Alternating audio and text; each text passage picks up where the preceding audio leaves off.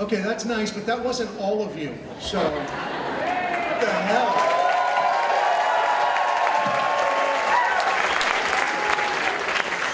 So much nicer. Some of you nice twice, but the rest of you only once. Hi, I'm Dave POKORNY. I will be your host for this evening's festivities. Thank you. Anybody not know what they're in for? Somebody just stumble in here? Oh yeah, the international journalist has absolutely no idea. I get back here, somebody comes back and says there's an international journalist that wants to come into the show, and I'm like, what the fuck, what? And he's from, where you're, Australia, right? There you go, so there you go. I grew up in Brisbane, California. If that's a story, I'm all yours, buddy. There you go. This is the Grand Slam, ladies and gentlemen. This is it. Tonight, we are going to crown a champion with this microphone right here. They're going to get a nice bottle of port from our very good friends. And how about a huge round of applause for Sonoma Port Works. Bill and Karen, thank you guys. That's where we do our monthly show. For those of you that have no idea what's going on here, every month, first Wednesday of every month, just like this month, first Wednesday of every month, we are over at Sonoma Port Works, and it's far smaller. We fit about 80 people in there, so we do sell that out as well, I would think. So there you go. What it is a story slam. And people, anybody can drop their name in the hat. There's a theme for the evening. Tonight the theme is Time Flies. And the themes, I think you all got little bookmarks that have the themes for the next 6 months, so you guys can work on your own stories. Because you can come in, you can drop your name in the hat if you choose to tell a story. At the end of the evening, the audience votes, which you guys will do tonight. The directions are in the program there, but we'll go over that much later in the program itself. That person that has picked the favorite storyteller of that particular month gets an invite into this show right here. So what we have here tonight are 12 storytellers. One is last year's returning champion. 8 people won different months, and a few people who won could not actually attend. A couple of people are out of town, so we had wildcard spots, and the people who are already in the finals voted on who they would choose to compete with. And so those 3 people are also here this evening, and so we have 12 storytellers altogether. What we do during the every month is it's 5-minute true stories told live on stage without notes. That's the way it goes. No notes, no props, no pictures, no nothing. That's it, just you and your story. And at the end of the night, everybody votes, which is very cool. And then we've done this, I think 4 years in a row now. We've been right here, and I want to thank the Mystic Theater. How about a nice round of applause for those guys as well?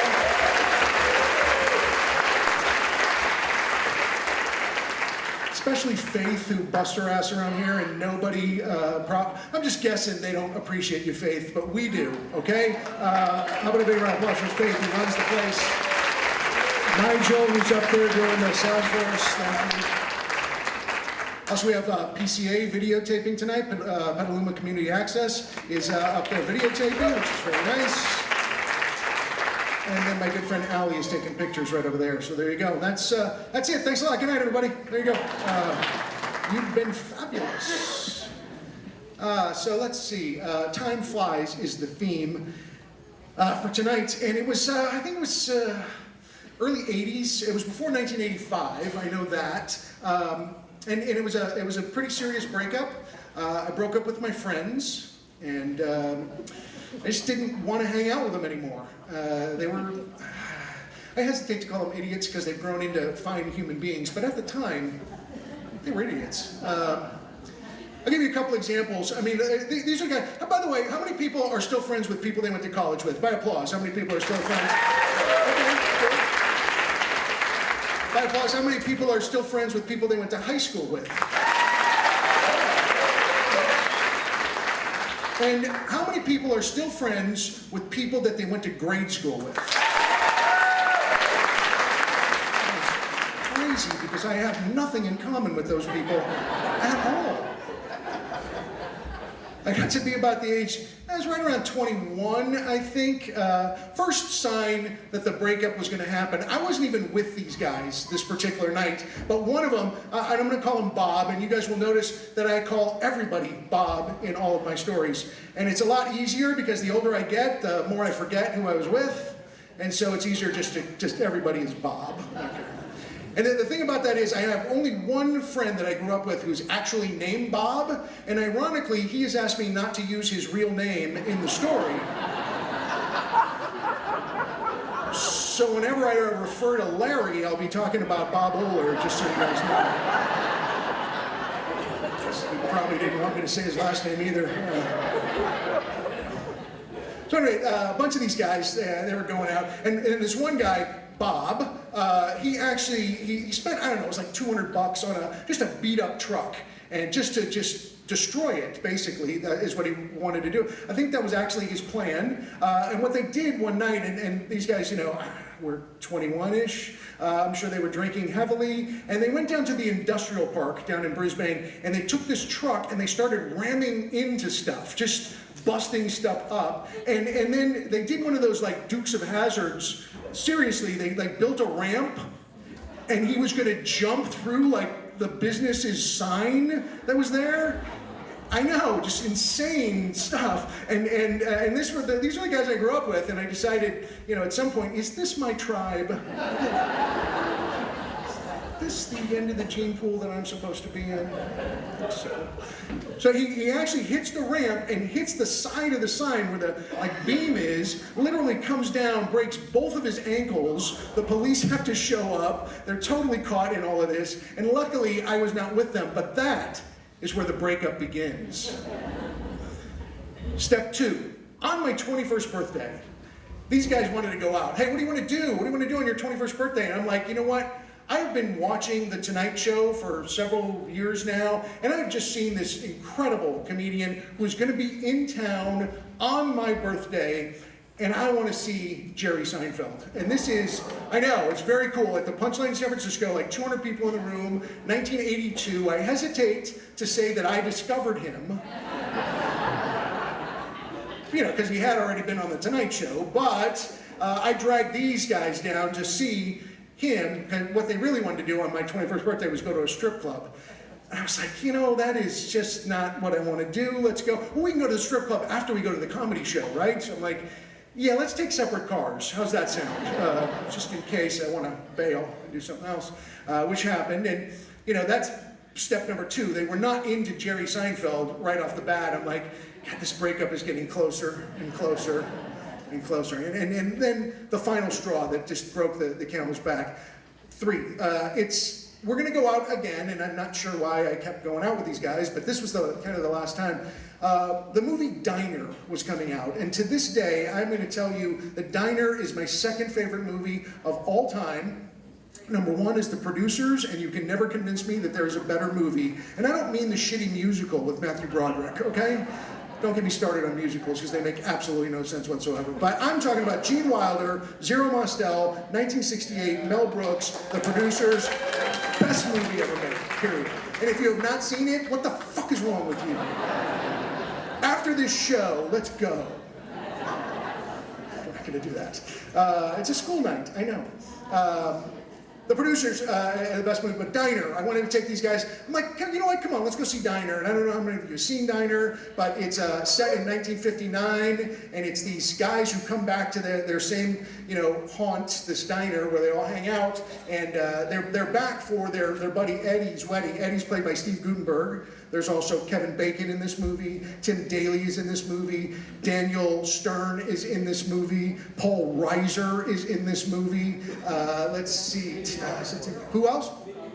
Mickey Rourke is in this movie, and Ellen Barkin is in this movie. So I know, and this is like 1984-ish, okay? So I think it's Ellen Barkin's first movie. And I want to go see this movie, and it's a movie about a bunch of guys that are hanging out together, like my friends that I've been hanging out with, and they're back for Eddie's wedding, and these guys are so bored during the movie that the beers that they smuggled in with them, Michelob, by the way, halfway, maybe 3/4 of the way through the movie, I am totally enjoying this movie, and I am knowing at this point that these guys are bored because they're all fidgety, they're throwing popcorn, they're being total morons, and then here's where it all ends, where I just say, it's my Popeye moment. It's all I can stands, I can't stands no more. Bob, the guy who actually drove the truck through the Dukes of Hazzard thing and broke his ankles, that Bob, he actually takes his Michelob, his empty Michelob bottle, puts it down in the aisle, and I swear to you, he actually shoots a bottle rocket off in the movie theater at the screen, and it was at that point I just went, that's it, we have nothing in common. I am out of this relationship. We have got to go. And so that was like 1984, 85, whenever Diner came out. I did eventually get to go back and see it, and like I said, it became my second favorite movie of all time. But what I did notice, thinking about all of that, is it just feels like it was yesterday. Time really does fly, doesn't it? My 19-year-old daughter was working the front door today. She was this big, like last week, right? Time flies. You guys ready for your first teller?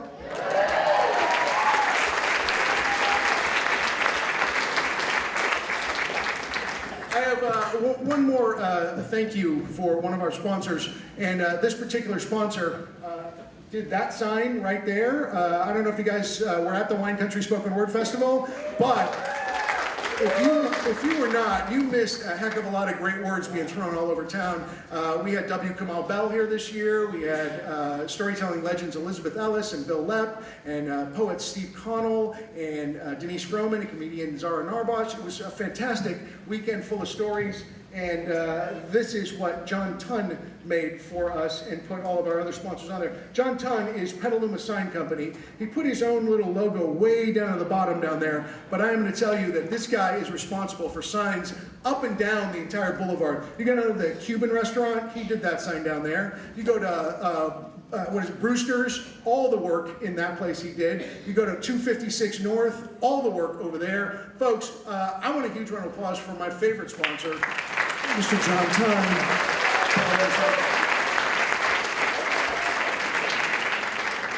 John is actually responsible for one of our other prizes. He has donated 2 $50 gift cards to 256 North, also 2 $50 gift cards to Butcher Crown Roadhouse, which apparently a few people have heard of, and the winner is going to get that. Also, the winner tonight gets a $50 gift card from our favorite in-town restaurant, which is Wild Goat Bistro. So how about a nice round of applause for those guys?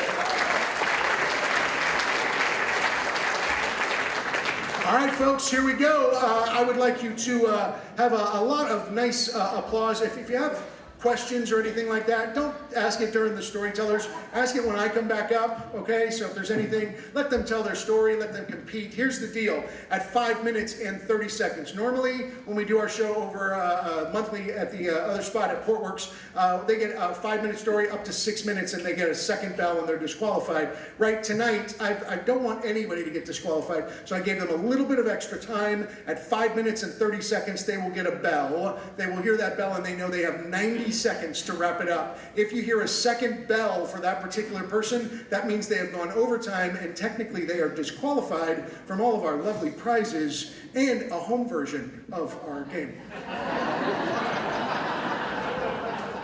You guys all go over to their house.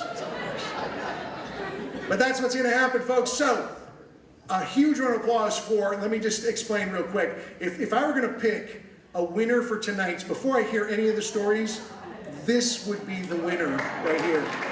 Ladies and gentlemen, coming to the stage right now, my favorite storyteller of all time, Mary CAROUBA. Is here.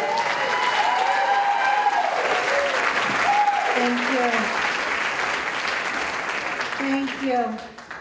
I had no idea until this morning what story I was going to tell. I knew about this months ago, and I figured I've got plenty of time. Something will come to me. And then in the last week, I started to panic. So I tortured my poor sister and called her this last week with all these horrible ideas. One idea was I wanted to tell the most emotionally devastating thing that's ever happened to me in my entire life. because I guess I thought that would be fun. And Annie did that very polite yeah, no response. She was like, yeah, no. She said that maybe that could work. She said, but people that are good at these stories usually are kind of funny.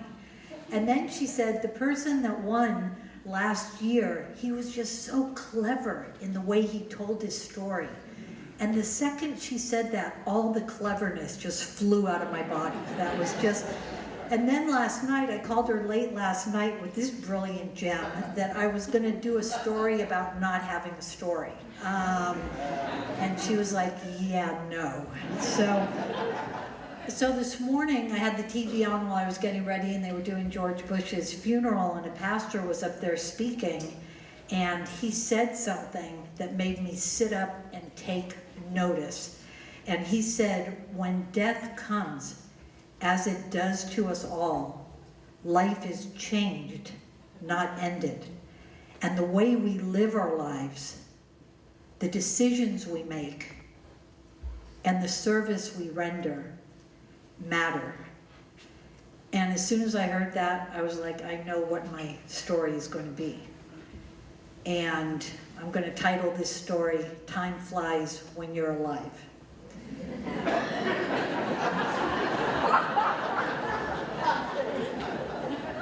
So 7 years ago, I was dying in the middle of a very active, involved, engaged, healthy life. I was sort of struck down in one fell swoop with stage 4 liver disease, and life changed overnight. And I was on a transplant list, and it didn't look good at all. And things started changing. Things started changing physically. I was sort of tortured physically during this time, and things started changing emotionally and mentally, because when the liver fails, the brain fails.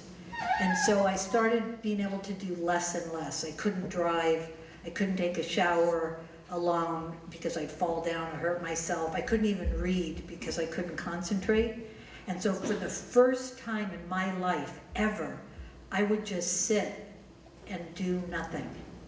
I never had that experience. I had a boyfriend once that fascinated me to no end because he could just sit in a chair and just look in the distance. And I would sort of pace around like he was some sort of crazy, unique anthropological mystery or something. And I would question him, like, what do you do when you sit there? Are you planning things or, you know, working out problems or, and he said, no, I'm just sitting here. Couldn't get over it. I admired it so tremendously because it was so out of my wheelhouse. And yet when I was sick, I found myself just sitting endlessly. And what happens when you're that sick and you know you're dying is that little by little you let go of your grip on this life. And I had always had this grip, like a vice grip on life. Like I was just gonna take life and just shake it around and make it do things and throw it up in the air and play with it like a cat, you know, kick it behind me. And all of a sudden, that was all over. And I just sat, and my grip started to loosen. And I remember the last time paramedics came to rush me to the hospital out of my house, and they asked me 3 questions, one of the EMTs. What's today's date? Who's the president? And what's your date of birth? And I couldn't answer one question. I knew that I should know, but I couldn't access the information. And by the way, the president at the time was Obama.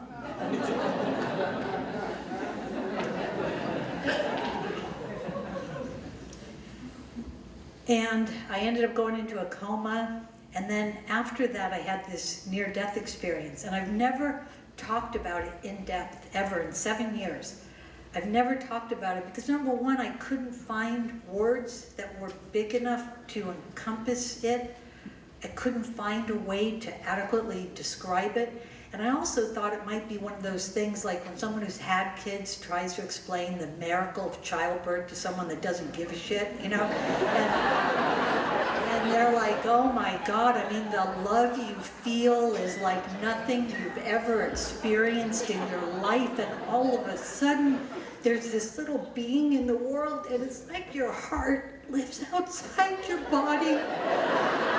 And the person they're telling is like, yeah, great, are we going to lunch or what's happening here? So I sort of thought, so subtle, the bell. And so, but I had this experience where I was in another place that seemed to be outside of space and time, and I was shown three things. Number one, I was shown like a movie going at hyper speed, like just brrr, but yet I could see every piece of it. And what the movie was every single thing I've ever worried about in my whole life that didn't happen, or nothing terrible happened. I saw all the years I wasted worrying about things that never happened, or if they did happen, it was no big deal. Or if it was a big deal, I handled it. I also saw that every single action and decision that I make in this lifetime, I have to account for. Every single one, no matter how small or how large. And the most important thing is that I saw that when you leave this body and you go to the next world, all you take with you is love. That's it. No resentments, no pettiness, no attachments, nothing but love. Well, in my case, I'm taking one very bad tattoo also, but besides that, it's love. So what did I learn from this experience that I had? I learned that every single thing I do in this life, large or small, matters greatly, and nothing, absolutely nothing, matters more than love. And I love you. Thank you.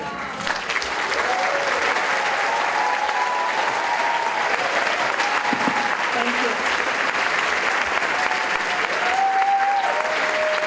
All right, CAROUBA, ladies and gentlemen, one more time for Mary.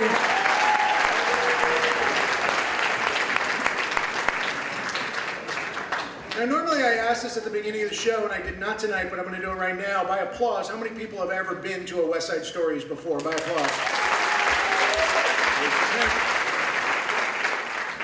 And by applause, how many people have never been to a West Side Stories before? What we do in between tellers over when it's the smaller show is I pass out these little slips of paper and they have a question on them that somewhat maybe relates to the theme a little bit, and I get a little answer, and then I read it in between tellers. I've been saving those for the 8 years that we have been doing this. And so what I've done is I've gone through several stacks and just pulled out some of them that I like from old themes. And here's one right here. It says, fill in the blank. It's not whether you win or lose, it's the garlic fries. Not sure what the theme was. Oh no, it was what was the biggest change you ever made? So here's the actual question was, what's the biggest change you've ever made? Losing my virginity in the back of my mom's red AMC Pacer wagon. AMC Pacer fans? All right. Bitchin' car. That and the gremlin. Whew. The first line of the story of Your Big Secret. Being pregnant wasn't bad enough, but not knowing who the father was, ... You guys ready for your next teller? Yes. Without hearing all the stories tonight, if I was to pick someone who was going to be the winner,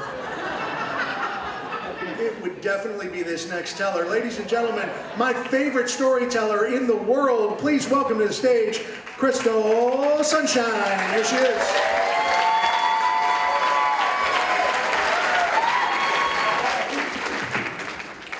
Thank you.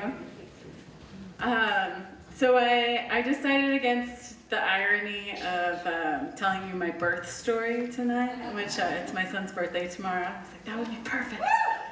But I'm not going to put you through that. So I want you to imagine you're at a restaurant and you're sitting across the table from your date, engaged in this deep conversation, and suddenly you're like abruptly jolted out of your seat because the music starts to be really loud and kind of aggressive. And you complain to your waitress and she's like, don't worry, I'll turn it down, but she doesn't. And so you finish your food kind of fast and you pay your bill and you go, and you're like, let's finish our conversation out of here. That's happened to everybody probably, right? So that's the restaurant that I worked at in my 20s. And every night when we would feel the service starting to get busier, we had this playlist that we would put on that was specifically choreographed to manipulate people to finish their food quickly and pay their bills and leave. Because most of us were poor college students and we needed you to get out so we could make money. But don't get me wrong, like, we wanted you to have a good time. So my manager at this place, his name was Bob, and he was in charge of choreographing the rhythm of the music for the night. And we worked at this restaurant called Kanzaman, which means a long time ago in Arabic. And it was advertised as fantasy dining, and time there really did fly. And Bob would put on the music, and it would go from this like French jazzy tunes to Shakira, Shakira, and he would get up on the bar and start clapping and turn the music up really loud, and it would just totally change the vibe in the restaurant. So this place was a really special place. It was like a cultural gem. The owners were Palestinian Lebanese, and their intention was to create this space that was visually and in every sense, the smell, the sights, the food, the music, transported you into their homeland. So there were 20 flags across the bar that were super dusty from being there for 10 years, and music that would vacillate between like romantic tunes to the equivalent of pop music from Michael Jackson, but in Arabic, and food. Like, my job was to carry like mazas, like falafel and baba ganoush and hummus and tabbouleh and pita bread on both hands, like 5 plates on both hands. And I'd have to get through these crowds of dancing people, like kicking their shins through the aisles and shimmying my way through the crowd as I was like with my other foot putting out fires from hookahs, because people were always knocking their coals off their hookahs, starting fires and not knowing it because the music was so loud. They were like up on the tables clapping. So we had 2 belly dancing shows a night, and the belly dancers would come out, and Bob would turn the music up really loud and get on the bar and start clapping, and people would start clapping, and the belly dancers would come out, and the servers would have to like really time when you would bring these trays out above your head through these crowds of dancing belly dancers and people, and you would have to like be like, okay, who needs their order, who needs the food, like how can I get past the belly dancer? So I was leaning against the bar. One day I had this party of 20 up in the front window, a bachelorette party, this double big window, and everybody sat on the floor. So these tables were on cushions that were never washed, and these like long like overhead tents, and it was like really beautiful experience, and the music was pumping by that time of night, and at this point in the restaurant also we had this rat problem that was not uncommon in a city. Like, don't kid yourself, if you were in a restaurant in San Francisco, they probably had a rat and a cockroach problem, but most of them handled it, right? So the owners of this place, they failed to handle it like in a timely manner, but they were working on it, but they had like missed the bar, okay? And so like we started telling the owner, we're like, hey, like, you know, we're out having beers in the bar after service, and we're hearing rats and seeing rats in the back. And he was like, all right, like we'll do something. And then we started being like, you know what, a rat ran across table 11 last night. And he was like, give him a free baklava, it'll be fine. And So we were like, and some people just didn't care. Like, this place was so cool. After service at the end of the night, like, Med would come with their tableaus and, have this like rhythmic drum beat, and people would get up in the aisles and on the table in the bar and start dancing, and it was just such a wild, cool place. So this night I was like leaning against the bar, and the belly dancing show was on, and I was trying to figure out when to bring my drinks to this front table with a bachelorette party, and I suddenly see this like thing drop from the ceiling, and I'm like, what's happening? And I look closer, and Bob and I catch each other's eye, and we're like, we're both looking at it, but trying not to bring attention to it, and it's mouse droppings and a tail. And we're like, okay. And we had also noticed that this eerie thing that like every night around 8:15, this one mouse family was coming out of this particular hole. And so we'd like give each other a look and try to divert customer attention away from it, which we've gotten really good at. And so like the belly dancing show commences, and I grab my drinks, and I go up to the front of the restaurant, and Bob and I are like look at each other in the eye. It was 8:15, and this rat comes out of this hole, and it crawls on the lap of the bride-to-be. Along the laps of all of her bridesmaids, jumps on the table, nibbles the hummus, goes back into the hole. The whole table stands up, and they're like, "Mom!" And they're grabbing their bags, and they start filing out the door. And Bob, in a moment of brilliance, stands on top of the bar, turns up the music, and starts clapping and going, "Holla, holla!" And everybody in the restaurant stands up, and they start clapping, and they start dancing, and they start singing, and this bachelorette party files out the door, and nobody notices that they're screaming, "No!"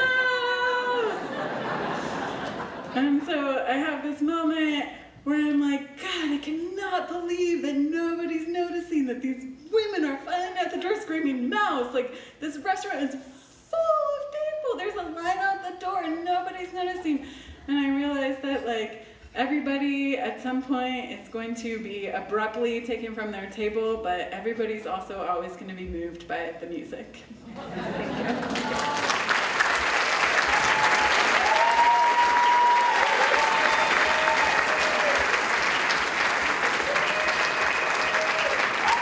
Crystal Sunshine, ladies and gentlemen, one more time for Crystal.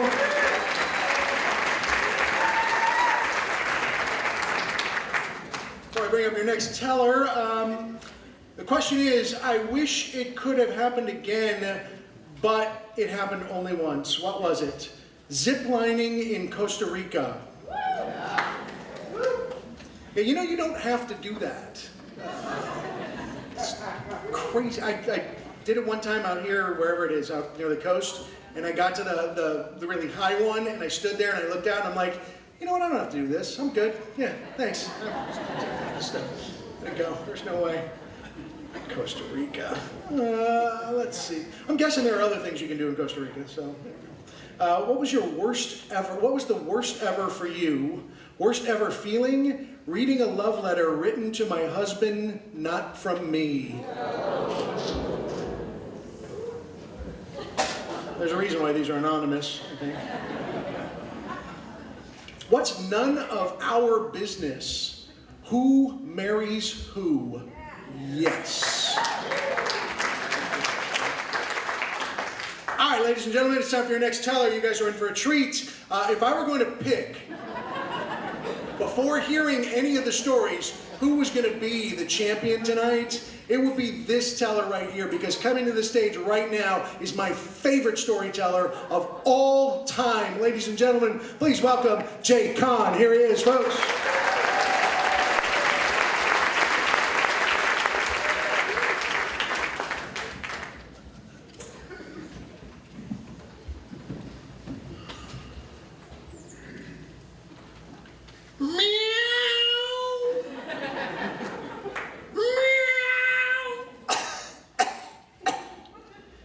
It's a hot June night, 1971. A blood-red moon coursing across the sky. I'm 12 years old, and a beady, one-eyed tabby cat won't shut up. It's Mrs. Pickles on the back fence, and I can't get any sleep. I didn't know what to do. Mrs. Pickles belonged to Mrs. McGillicuddy, who lived right across the fence. Mrs. McGillicuddy was, according to my dad, older than dirt and mean. She drove a 1949 green Packard up her street. She'd have a Pall Mall cigarette hanging from her lip. That car wheezed and gasped and smoked as much as she did. She'd drive by me and my friend Petey. He's about 12 years old, blonde hair, blue eyes, built like a little fire truck, which is going to come in handy later in this story. She'd shake a bony fist at us saying, "You boys aren't going to amount to nothing." That morning I went to Petey and said, "Dude, I can't sleep. Mrs. Pickles is driving me crazy." He went, "Yeah, I know. What should we do?" And then I thought, maybe she's in pain because she has so much hair and she can't cough up the hairballs. Petey went, "Yeah, maybe if she had less hair." Have you ever had an idea that was so stupid it was brilliant? I went, "Yeah, let's give her a mohawk like on Daniel Boone." He said, "Well, how are we going to capture her? She's a little mean." I went, "Yeah, but Petey, you have an old Aunt Vera, right?" "Yeah. And she takes vitamin V, right? You know, Valium? So why don't you get a little Valium pill? I'll get a little cat food. We'll make a little batch up. I'll get my dad's portable Electrolux razor, and we'll give her a mohawk to remember." So Petey got his little Aunt Vera's Valium. I got the cat food. We mixed it up, put it out where Mrs. Pickles was sure to find it. She woke up 3 days later. I was grounded for 3 weeks. And we were mad. We didn't understand. It was a perfect mohawk. It was like great lines, great height, and it even contoured to her shrunken little body. I didn't know why my dad was so irritated. I told him it was out of medical necessity. After 3 weeks, we met up in our treehouse. I said, "Petey, what's the one thing that we should get right now?" He said something that all of you have wanted at one point in your lives, right? Revenge! Then he said, "You know, Jay, Mrs. Pickles can go fly a kite." I went, "Yeah." Have you ever had an idea that I happened to be looking down into Mrs. McGillicuddy's yard, and she had the most beautiful big white bloomers. An idea came to my 12-year-old little male brain. Hey, we can make a kite out of those. So the next night, Petey and I were going to sneak out. I snuck out of my house with my James Bond flashlight. I got over to Petey's and called out to him in our super secret signal.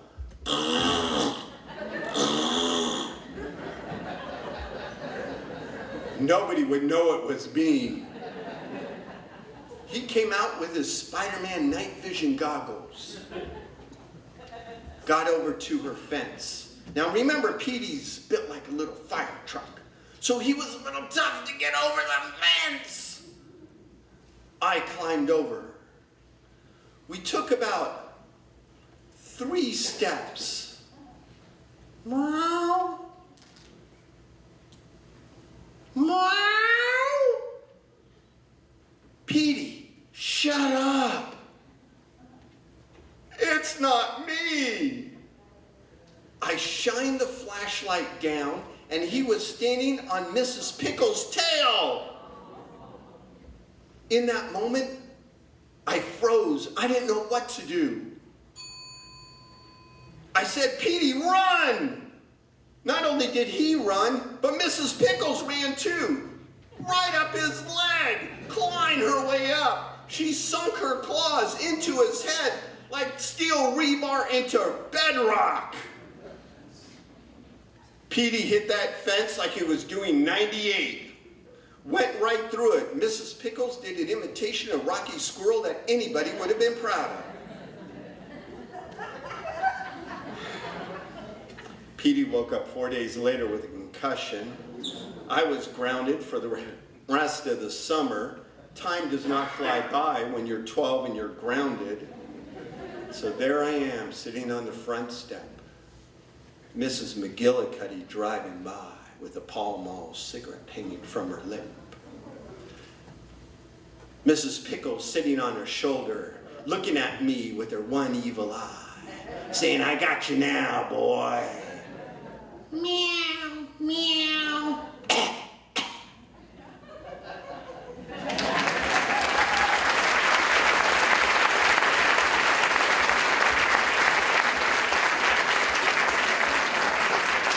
Jay, come on, ladies and gentlemen, one more time for Jay.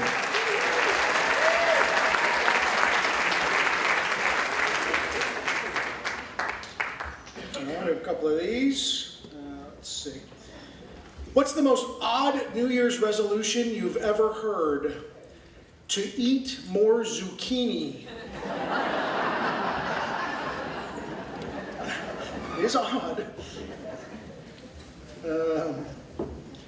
When was the last time you were the victim of a crime? Oh. There was this girl that stole my heart. I know, oh. It's supposed to be true stories. Let's see. What home has your heart? My family has my heart. I know, they're corny. That's very sweet. Are you guys ready for your next teller? Now I gotta tell you, when I looked at the lineup, and I thought, without even hearing the stories, who's gonna win? I'm like, this is the teller right here. You guys are in for a treat. Ladies and gentlemen, this is my favorite storyteller of all time. Please welcome to the stage, Rick Roberts, ladies and gentlemen, here he is.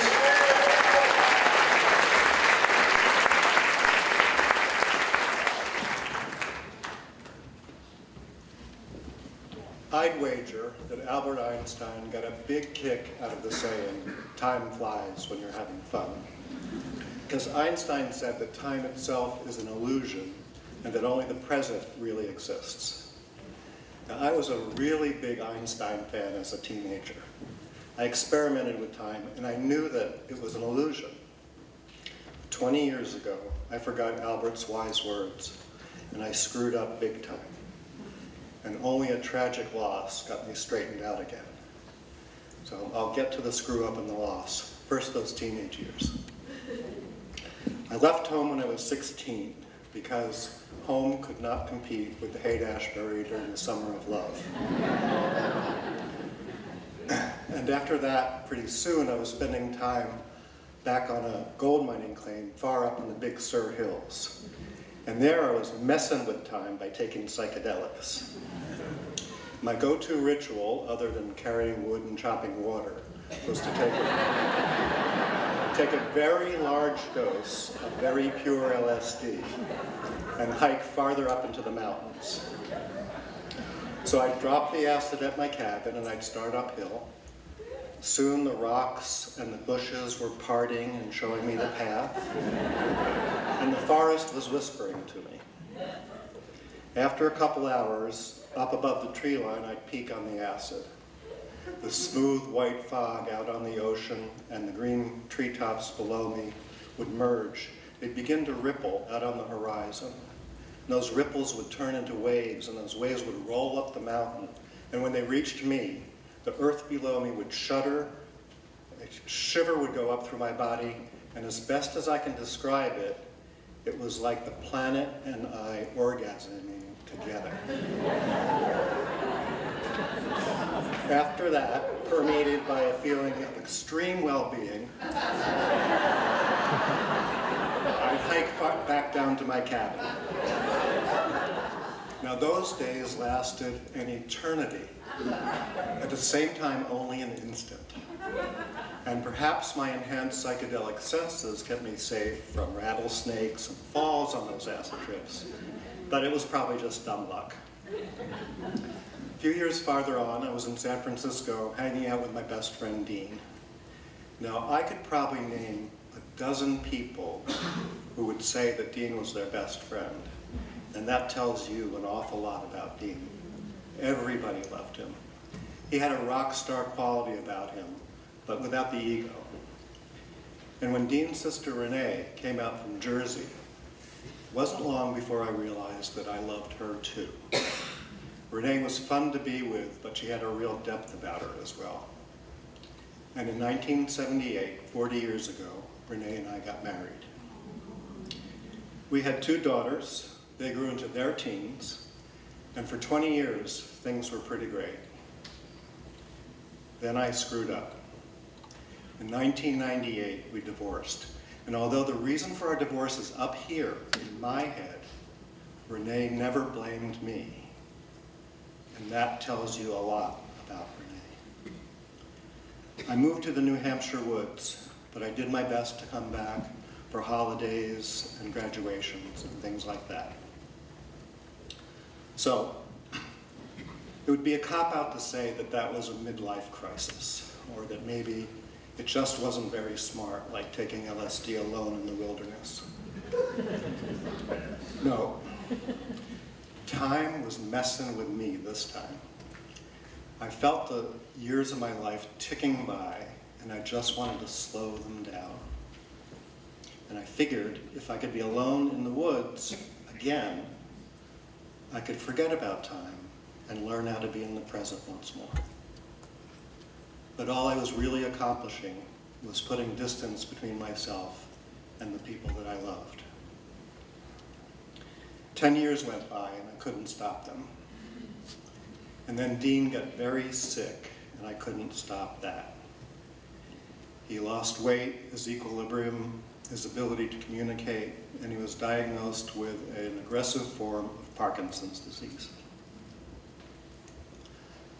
When I was back here for the holidays in 2009, 9 years ago, Renee and I both of us thought that he wouldn't live much longer. And Dean was so special to me. I wanted to do something. I wanted to give him something before we parted. So before I flew east, I whispered into Dean's ear so that only he could hear it. I think Renee and I are going to get back together. Dean looked me in the eyes. He looked over his shoulder at Renee across the room. And he looked back at me. And he broke into a big smile. 1 month after that smile, Dean died. The forest in New Hampshire said to me, "Go home." And I did. 6 months later, Renee and I were married again. Dean brought us together a second time. We had an anniversary recently, and it was either our 8th or 28th, or our 40th, depending on how you look at it. It was our 8th since our second wedding, 28 years married in total, or 40 years since our first wedding. I told Renee that I considered it our 40th, and she smiled at that. So, I'm an Einstein fan again. Time is an illusion. If I pay attention here and now, time will take care of itself. And how we count the years of our marriage doesn't matter. Our love today for each other, our daughters, and for Dean too, is what counts. And love, unlike time, can't be measured. Thank you.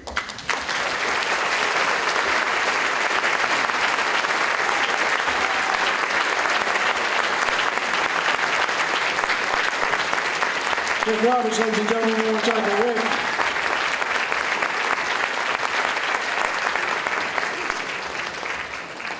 All right, let's see. First line of the story of your big secret.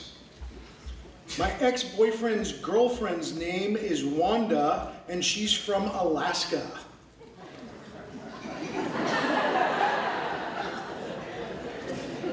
All right.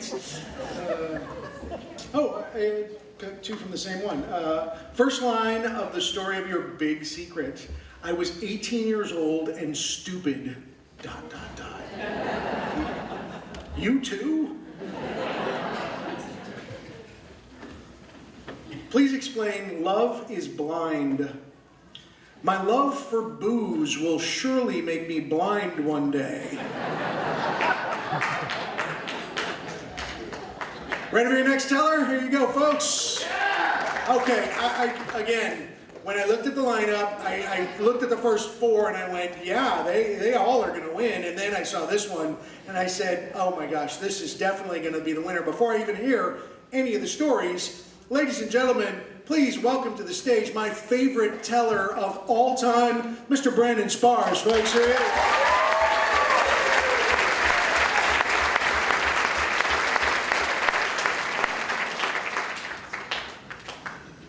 When I was in college, I had a beautiful girlfriend. She was a 6'2" runway model. I was sure I was in love, but in reality, she just had me wrapped around her little finger. After we graduated, she decided she wanted to travel the world teaching English for a volunteer organization. So naturally, I signed up too. Whereas she received a glamorous post in the cosmopolitan city of Jakarta, I can't even show you on a map where they posted me. Somewhere deep in the jungles of Sumatra, where I would be teaching English to a recently settled nomadic forest group. After we parted ways in Jakarta, I made the 3-day journey out into the jungles of Sumatra, and when I arrived at the village where I was to be posted, it appeared to be completely abandoned. All except for a single, stooped, very old man who turned out to be completely illiterate. "Hello, I love you," he said in English, which was really weird. How does a unit of English comprised of 4 words jammed together make it out into the jungles of Sumatra? "Hello," I corrected him, just hello. Turned out this was the only English he knew. "Hello, I love you," he repeated. "Right, whatever. Where are all the people?" I asked. And then he said something in Indonesian I'll never forget. "Mereka lagi di hutan berburu monyet." They, again the forest, to hunt the monkey. "When will they be back?" I asked. And he thought, maybe tomorrow. This maybe tomorrow turned into more than 2.5 months, and still the only person I ever saw in the village was this old man. I tried to fill my days, locking myself in the empty classroom, composing letter after letter to my girlfriend with creative fantasies about our future together, and yes, full of erotic scenarios. I began to sign off each of these letters with, "Babe, you hold my beating heart in the palms of my hands." Every week or so, a man with a horse would arrive, and this was the Indonesian post office. It was to him I gave my letters, 10, 20 at a time, but in all of my time there, I never got a single letter back. The old man was completely in charge of my well-being. He cooked every meal for me. He washed all of my clothes.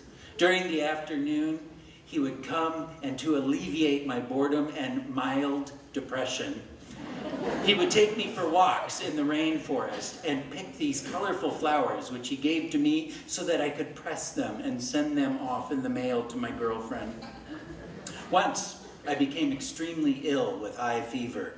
I don't know how many days I was sick, but that old man never left my side. He tended to me and nursed me back to health, and when I was strong again, that was when I decided I had to leave. I packed my bags and I went to the old man and I told him I was lonely, I was depressed, there are no students in this village, and there really seems to be something wrong with the Indonesian post office, because I should have been getting some letters at this point. And so I turned to head to Jakarta to find my girlfriend.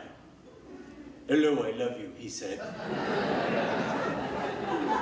And I turned back and I replied, "Hello, I love you." And by that, I meant goodbye.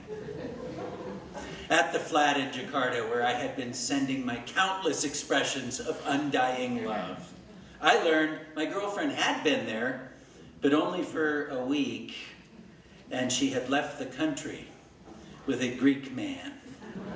She'd forgotten to do two things. She'd forgotten to tell me she was leaving the country, and she had forgotten to break up with me. I had been sitting in the jungles of Sumatra, writing letters for 2.5 months to a girlfriend that existed for the most part only in my imagination. Oh, she held my beating heart in the palms of her hands, but instead of honoring my devotion, my blind, naive devotion, instead of cherishing my heart, she took it and she ripped it out of my ass. Oh, it hurt here and here. And it still does a little bit. When I left that flat holding my chest and holding my ass and holding this sack of letters, I had a decision to make. And I think it was because she didn't even take the time to write to me that I decided to go and finish the year-long contract I had signed. I think it was because she didn't even take the time to write to me that I decided to give my time. And the only one in the world in that moment I had to give my time to was that old man in the jungle. And it was to him that I returned. And for the next 3 or 4 months, time did begin to fly. Eventually, what does two mean? Eventually, the man with the horse arrived, and there was a letter for me. It was from my volunteer organization, and based on a report I had sent in that said there were no students, they closed this post in the jungle, and they transferred me to a teaching position on the island of Bali. And so, for a second time, I had to say goodbye to that old man. Now, I never heard from that girlfriend again, but you might be surprised to hear that every now and then I still sit down and write a letter out by hand.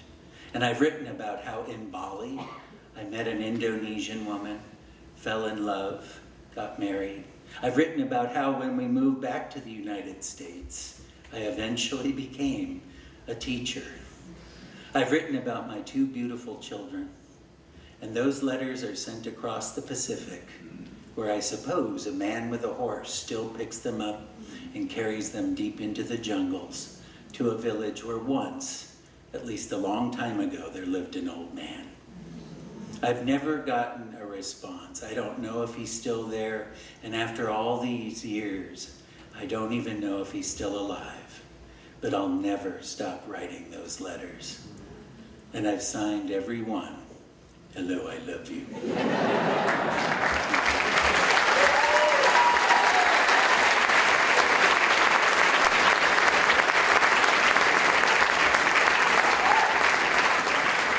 Brandon Spars, ladies and gentlemen, one more time for Brandon Spars.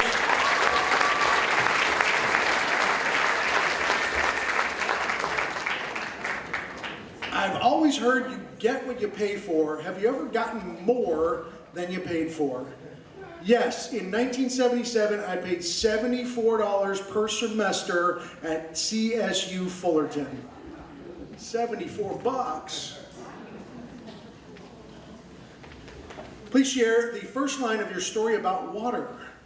I was 2 weeks late delivering my first child, and the doctor said it was going to be big.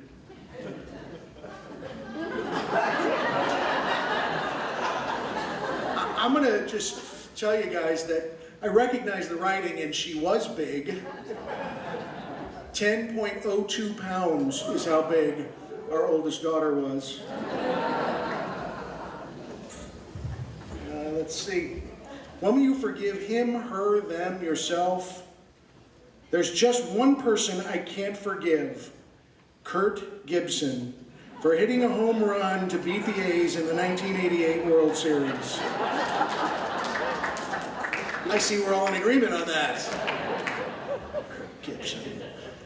Ladies and gentlemen, when I looked at the lineup, I saw this guy's name and I just went, there's your winner right there. Without even hearing any of the stories, there's your winner right there. You guys are in for a huge treat. How about a huge round of applause? My favorite storyteller of all time, ladies and gentlemen, Ray Engen. Here he is.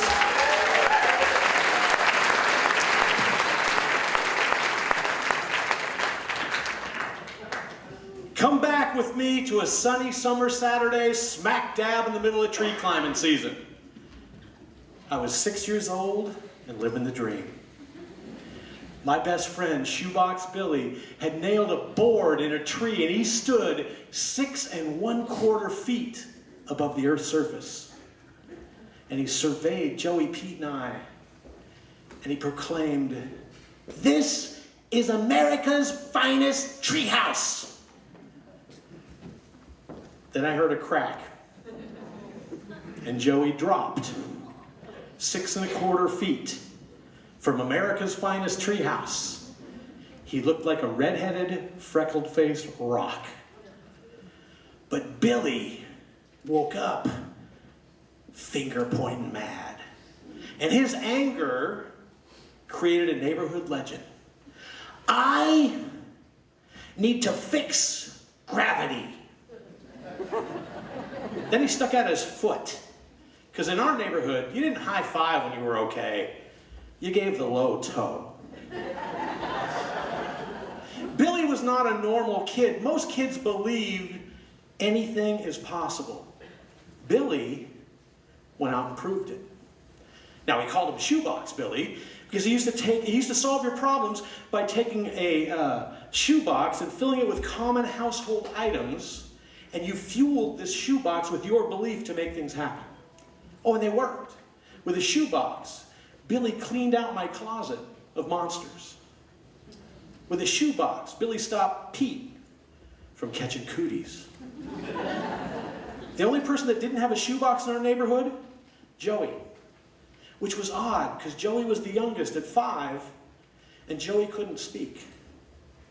But Billy said, he doesn't need a shoebox to speak. He needs something important to say. Every kid had these shoeboxes. And it was no surprise to any of us, the next day when we went back to the treehouse, Billy stood underneath the tree holding a shoebox. He said, "It's my best one ever. Look."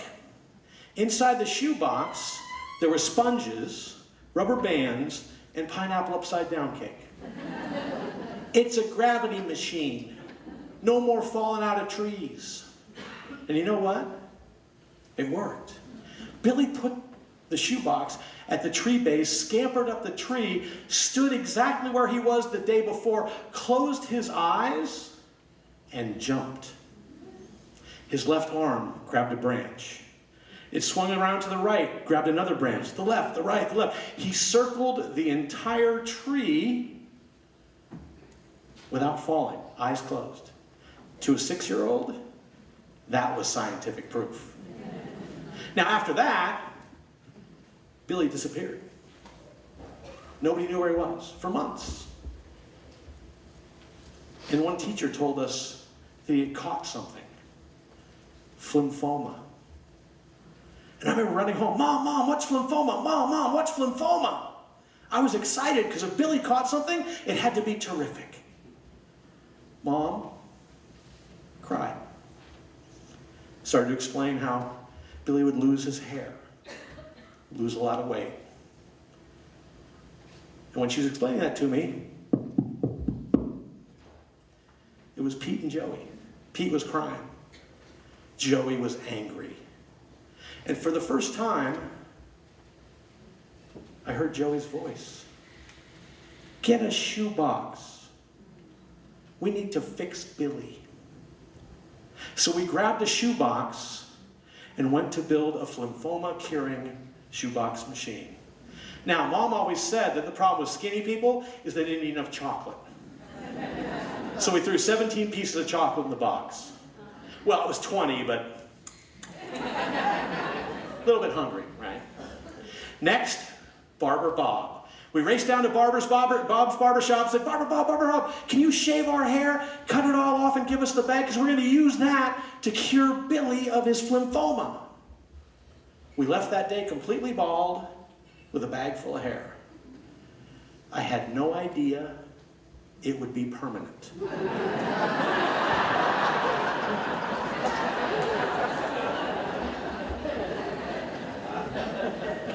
Finally, a magic rock. We took it and colored it green till it glowed. We made kryptonite. That stopped Superman. Lymphoma didn't have a chance. We had chocolate. We had hair. Kryptonite, and we had our belief. Billy's shoebox machine was ready.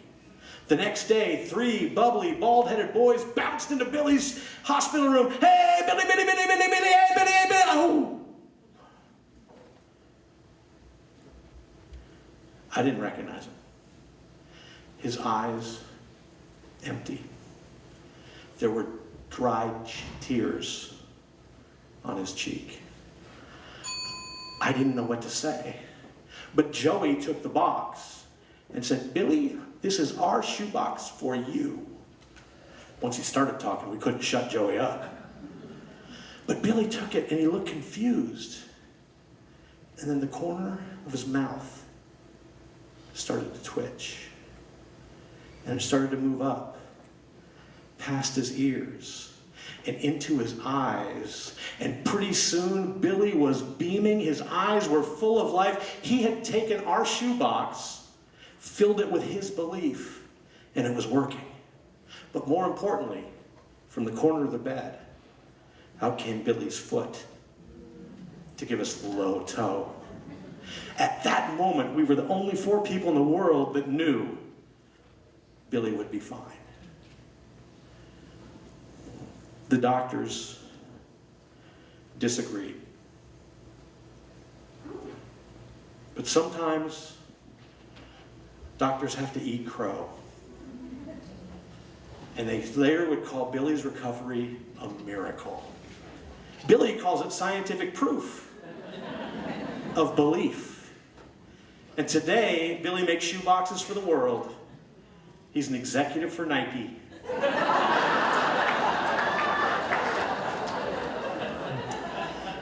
And he got there by asking these simple questions.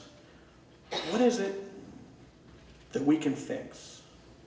And to fix that, what belongs in your shoebox? If you answer that, life pretty much gives you the low toe. Thank you.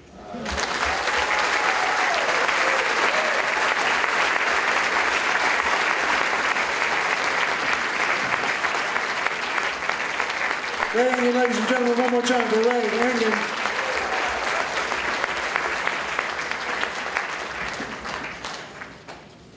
All right.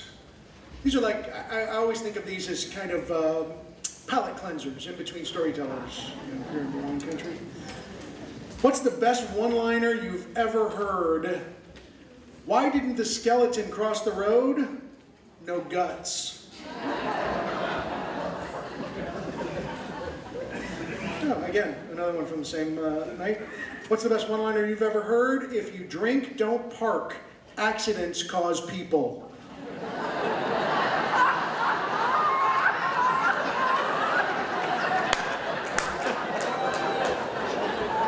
Took a couple of you a couple of seconds to get that, too. In fact, there's a couple still up top who are like, we'll talk to you after, don't worry. What's none of our business? When's the last time I cleaned my closet? I recognize that writing also, hon. You guys are in for a treat because when I looked at the thing and I was so happy that this guy's name was on there because all of a sudden I just knew who was going to win the evening. Coming to the stage right now is my favorite storyteller of all time. Ladies and gentlemen, Harry Sengby.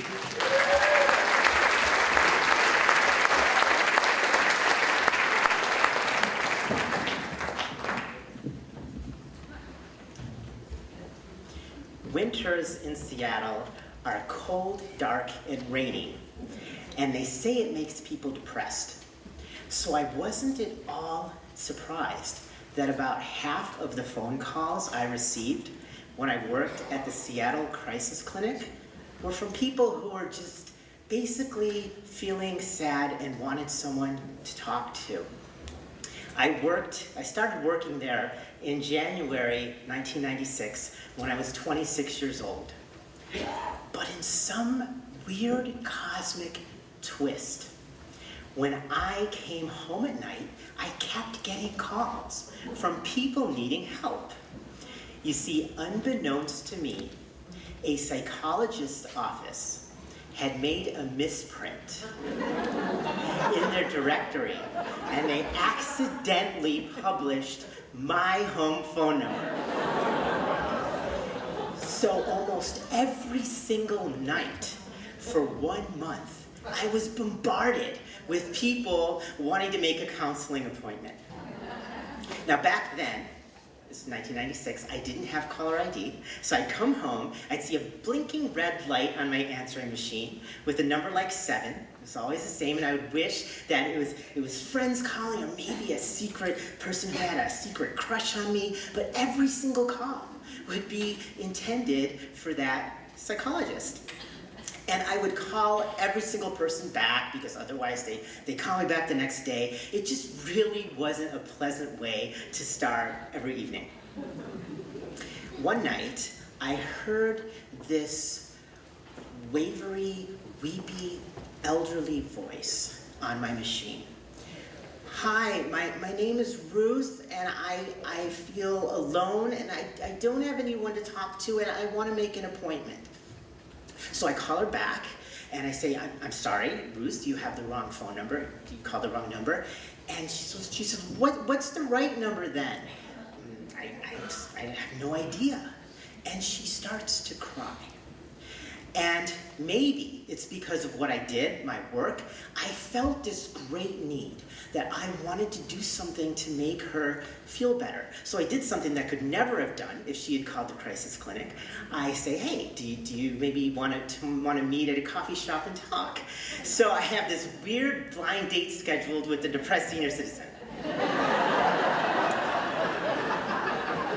And so I meet Ruth at this coffee shop, and she is a tall, skinny woman with dyed blonde hair, and she's in her late 60s, and she tells me she's never been married, she's retired, she's never had any kids, and then she goes on to reveal her deepest vulnerabilities to some 26-year-old kid.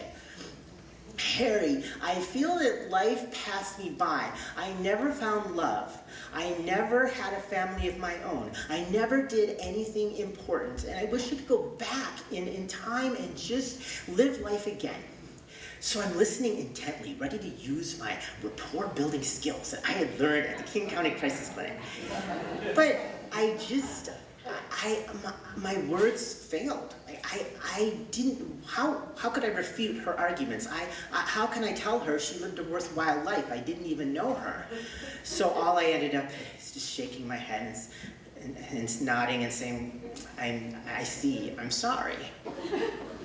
And she didn't really feel better, and I didn't feel better, and she left, and I said, well, call me if you need to talk.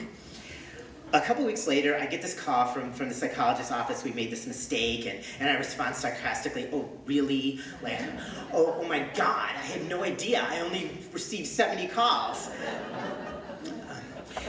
But I get the right number, and I give it to Ruth. I tell her what the right number is, and then we kind of lose touch. It's 10 years later, I'm 36 years old, I'm living in San Jose, and I have this tech nerdy job. And I'm making a lot of money, but I find that I really don't have many friends, and I feel lonely. And at least when I lived in Seattle, I received random calls from depressed strangers. I'm not even receiving those now. And I start reflecting on my life, and I'm really constantly evaluating my life and all my acquaintances, it seems, my coworkers and siblings. They have deep, significant relationships, or they're married and they have kids, and I'm empty. And I really feel that time has passed me by, and I'm only 36. And I start to think about Ruth for the first time in 10 years. And so, thanks to Google, I find her, but I don't really find her. I find an article. I find an article about her. I learned she'd passed away, but I learned something else. After we had met, she got a job as working at a museum, a historical museum, greeting people and introducing them to the artifacts. And this article was more like a tribute. It was filled with praise for her. Like Ruth, one quote said, "Ruth is someone that I would just go to. She treated us like family. Sometimes I went to the museum just to see her." And it was clear to me that she had made a big difference in people's life, and I was shocked. And then I started to think. Maybe I don't have to do anything tremendous to make an impact in the world. Maybe I wasn't a failure because I was single. Maybe we can measure life by how we treat people and how happy we make people. And so I stopped thinking so much about my past and what I had done, and I started thinking of the good things that I could do in the present. Thank you.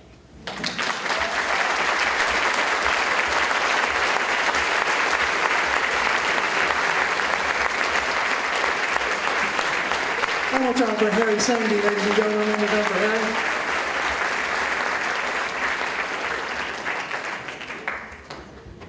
What's none of our business? My SAT score. I wish it could have happened again, but it only happened once. What was it? I ran into Sting in a theater lobby. That would be cool. Is he here tonight? Sting? Anybody? All right. We do have an international journalist here, though. So, Australia. I'm so going to be on somebody's hit list in Australia. I know it's going to happen. Why will you never do it again? Bonus points if it has nothing to do with booze. Because evidently I look better on stage with my pants on.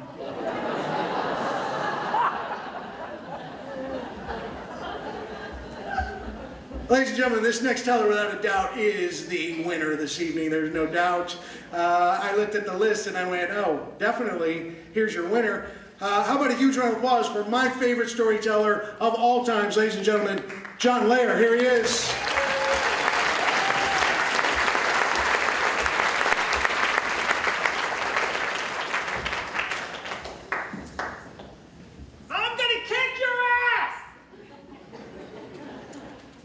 Okay, I couldn't tell that that's what the guy in the car next to me was saying, but I was pretty sure. And frankly, I deserved it. I was driving down Highway 101, going to Napa to do a comedy show, and I wasn't really paying attention. I was kind of going through my set in my head. I did not let this guy get onto the freeway. I cut him off. And he was livid. I did veer over and he got on. I thought that would be the end of it, but no. He stayed right with me. He was so angry. And there's a gesture that you use when you're angry, and he used it extensively to let me know how mad he was. But there's no gesture on my part to be able to say, sorry, I didn't mean to. Could you please not kill me? I tried, that was on me. but he took it more of a bring it kind of an action.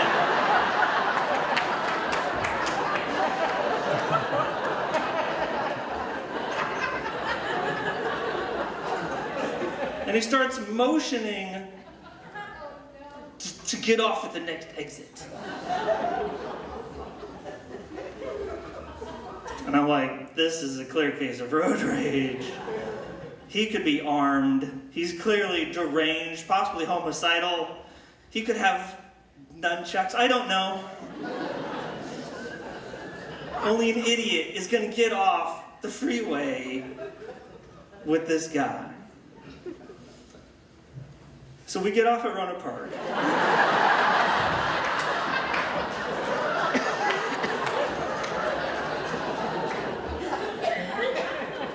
And we just kind of pull around, and he gets out of his car. He's about my age, and he just starts storming over to me. He's just this rage, and I'm still in my car. And I roll down the window. Sorry. That was my fault. I'm the asshole. I'm really sorry. And he stopped. And his fists unclenched. And so I got out of my car. I left the door open. I said, man, I'm just so sorry I was distracted, but it's the last thing I wanted to do was to do that. I just wanted to apologize. And he said, wow, I've had the worst day. 2 years ago, my son was murdered. And today, they gave me information about his case. And I've been a wreck all day. I finally just left work. I didn't tell anyone. And when you wouldn't let me on the freeway, I couldn't take it. All the rage that was in my body came out. And if you hadn't said something, I don't know what I would have done. So we just stood there for 20 minutes. We talked about his son and his job and my comedy show, and he did comedy when he was younger. And finally said, I gotta go. And I said, man, I just want to say once again, I'm just so sorry. And he walked up to me, and I put out my hand, and he took it. And then he brought me in for a hug. And we hugged for like a minute, which is like 3 years in old white guy time.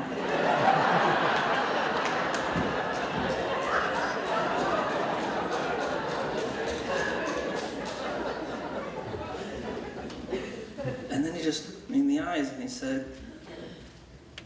thank you. And I'd love to say that I followed up and went to his work to see what happened, or that he came to one of my shows like he said he would. But time flies by, and we don't do any of those things. And maybe we were just meant to meet for that one moment.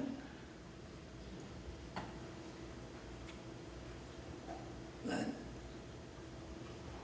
there was nothing that I had ever put in my head that I would ever go off of a freeway with a crazy person. But from somewhere, I did. And I'll never forget that moment. I'll always be grateful that I took a little time to be a human.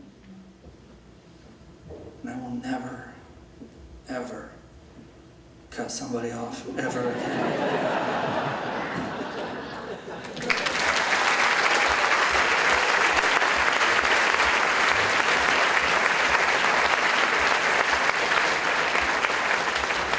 John Lair, ladies and gentlemen, one more time. Let me hear John Lair.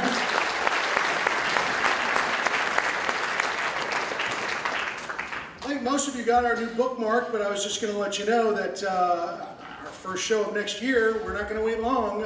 It's January 2nd, and our theme that right off the bat is A New Day, and the themes for the first 6 months are here. They're always out on our website too, which my fantastic daughter, who's out front doing the tickets and stuff, you guys are in for a treat because I don't know if you know this or not, but this next teller coming up to this stage right here, the winner for tonight, no doubt about it. You guys are in for a huge treat. How about a huge round of applause for my very favorite storyteller of all time, ladies and gentlemen, Mr. Jeff Hansen. Here he is.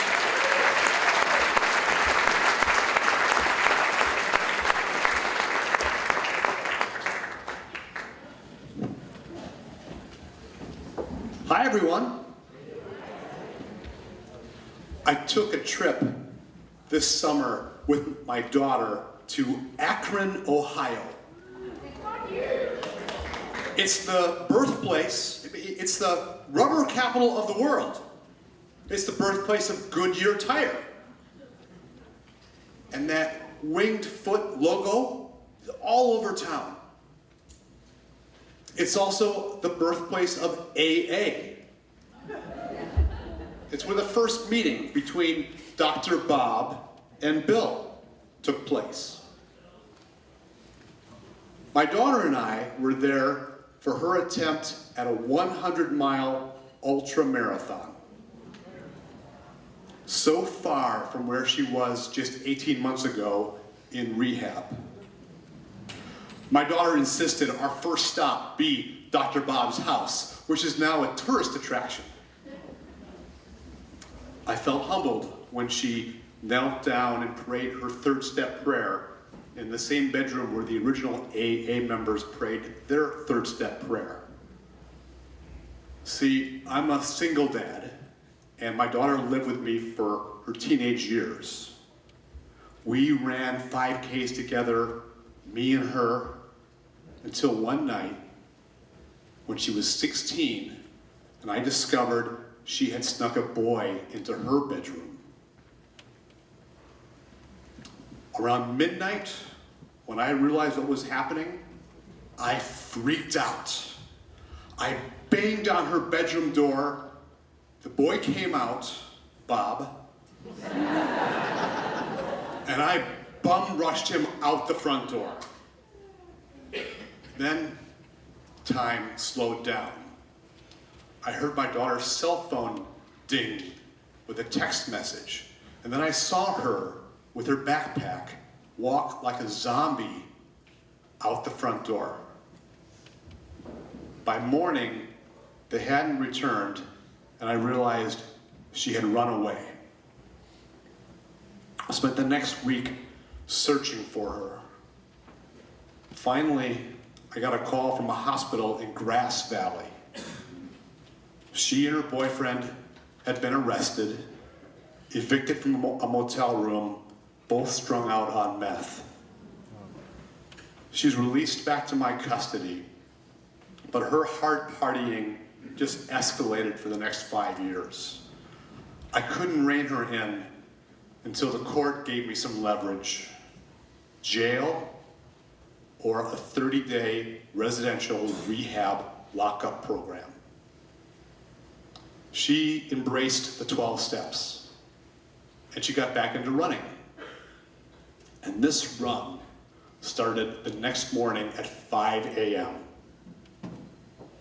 She took off running in that cool pre-dawn morning air for the first 40-mile southbound loop. 8 hours later, at 1 p.m., she came running back in with a smile on her face. Dad, next time I get here, will you have your running shorts on?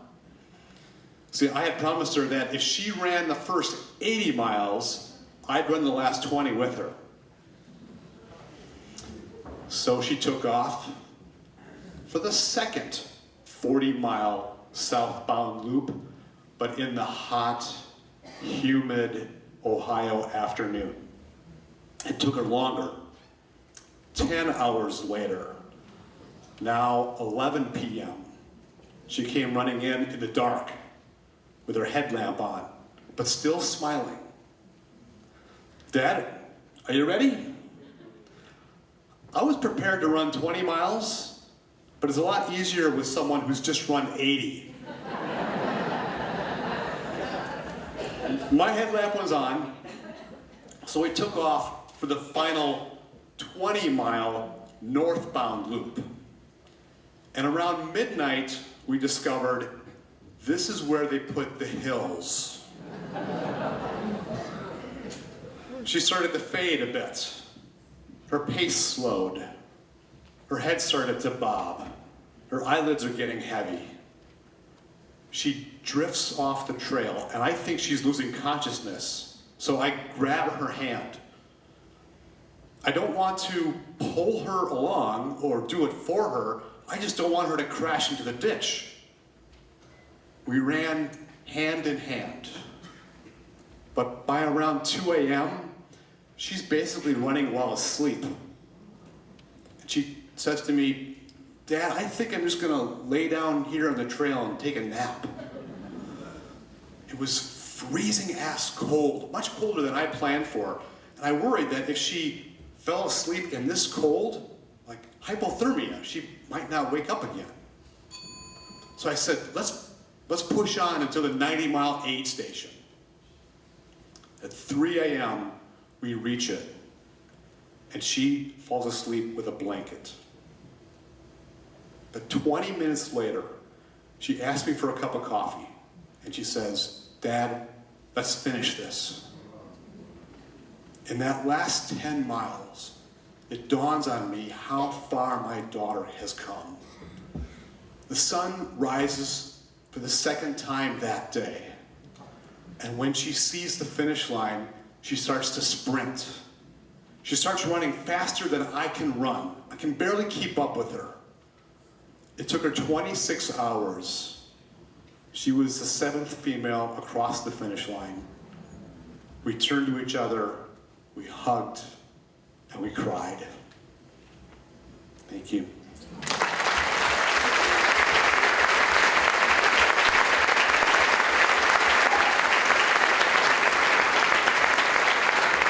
Jeff Hansen, ladies and gentlemen, one more time for Jeff Hansen.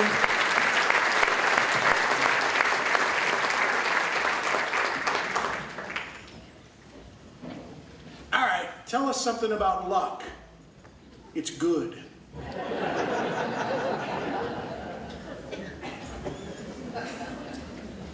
I wish it could have happened again, but it happened only once. What was it? Magical show of shooting stars. I'm sure it's going to happen again. Whatever. People always do that, look at this sunset. And I just go, yeah, it set yesterday too. Probably going to set tomorrow. Look at this rainbow. Yeah, I get it. Well, the forest is beautiful. Shut up. Please explain Love is Blind. I find I have nothing to say about love, blind or otherwise. And yet you took the time to write that. Ladies and gentlemen, you guys are in for a treat because this next teller coming to the stage, I gotta tell you, when I saw the lineup, I thought right away, this is your winner. You guys are in for a treat because this is currently my favorite story of all, my storyteller of all time. Please welcome to the stage, Genevieve Franklin, ladies and gentlemen, there she is.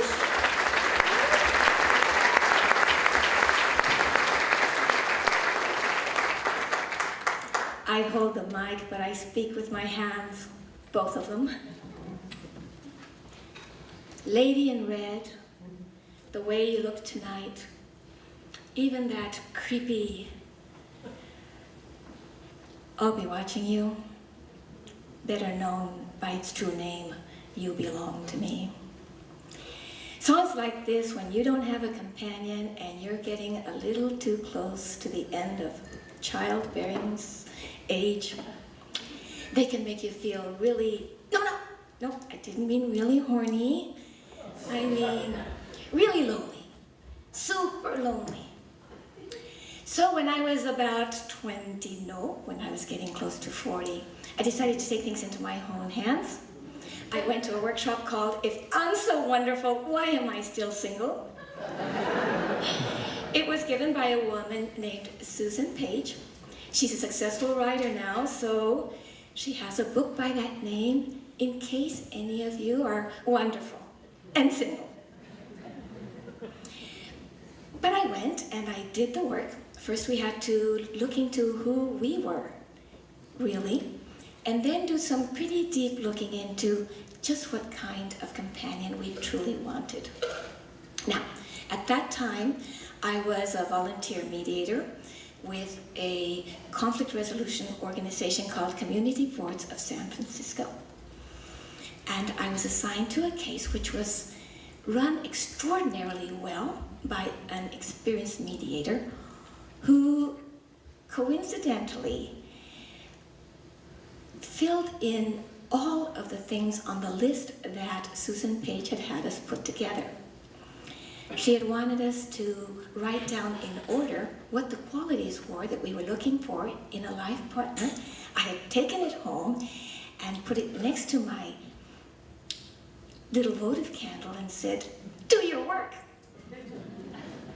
So here I was at this mediation with someone who was a great listener.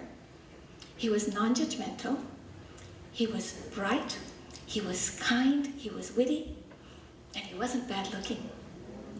So I offered him a ride home, and as I dropped him off, I suggested, "Hey, would you like to go to the symphony sometime?"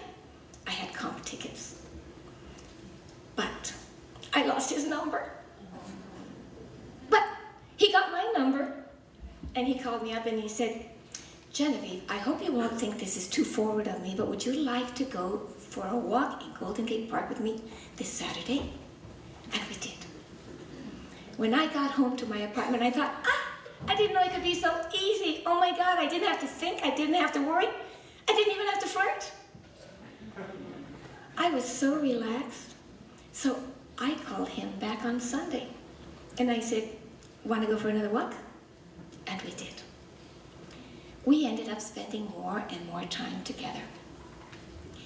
And after a while, before too long, he gave me, in his little apartment that was on Clement Street in San Francisco, a pretty little chain on which rested a small golden heart. And he said, "I know this may seem soon to you, but I want to give you plenty of time, because I want you to think about this. And trust me, if you ever want to walk out, it's okay." I thought, well, that's another one on my list. You see, I did have to think about this deeply, because there were some things I hadn't put on my list. I hadn't mentioned that he should be able to move around readily so he could travel the world. I hadn't mentioned that he should be in good health. And, I hadn't mentioned that he should be able to see. You see, Don was blind, having had diabetes since his 11th birthday. No cake to celebrate that day. And he was in end-stage renal failure. But there was one more thing that Don had said when he proposed to me, which was this: "I can't give you very much, but I can give you this. I promise I will never take you for granted." I said yes. We married, and thus began an exquisite, albeit complicated relationship for 22 years. Time itself seems to fly, but the essence of our lives does not. The essence of our lives does not. So, Don loved music, and he had rows and rows of records. And he had such a phenomenal memory that he could say, "Jen, could you bring an album by such and such a group? It has this and that on the cover. I want to play you something. It's on side B, track 4. And so he would. Now let me assure you that Don did not have among his pieces Lady in Red, The Way You Look Tonight, and certainly not You Belong to Me. But everything he played for me seemed to be just the right thing at the right time. He once played the Rolling Stones. You don't always get what you want, but if you try sometime, you may find that you get what you need. Ours was a beautiful, timeless relationship. He died in November of 2014. But what I carry in my heart is when he would sing to me in his shy, sweet voice. A song that only has 15 words, but I know you'll understand why its meaning is enduring. You're everything I longed for. You're everything I need. You are so beautiful to me.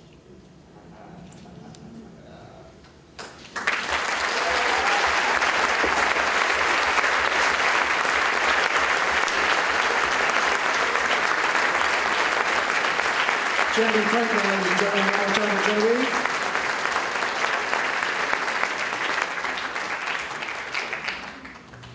What's the biggest change you've ever made? I changed water into wine. I don't know if I believe that. What's the biggest change you've ever made? I moved to California with 2 trunks to start a job at Stanford University Med Center. I only knew one person. That's a pretty big change, yeah. And then someone who poked a little fun at me, which is nice. Fill in the blank. It's not whether you win or lose, it's whether you can spell. I spelled lose with 2 O's.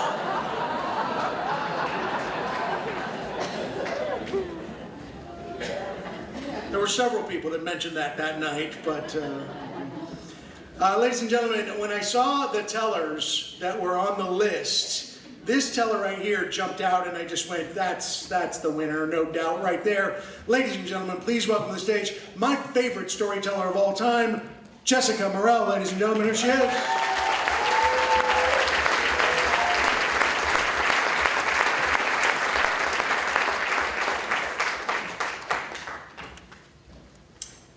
I've become suspicious of my vibrator.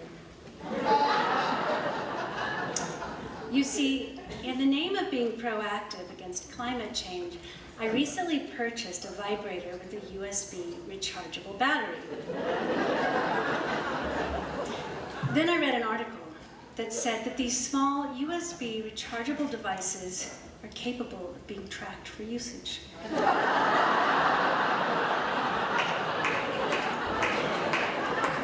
An example I've read is that companies are tracking smart thermometers for upticks and fevers and then raising the rates of cough and cold medicines in affected areas. But what exactly they might be doing with knowing how many times I may or may not be using my device confounds me. Aggregate info incoming for Sebastopol. Major decline in use. Increased chocolate and wine prices? Time flies. I've had a lot of jobs. Preschool teacher, playwright's assistant, doula, massage therapist, dental assistant. But not too many people know that for a few years, I was a stripper.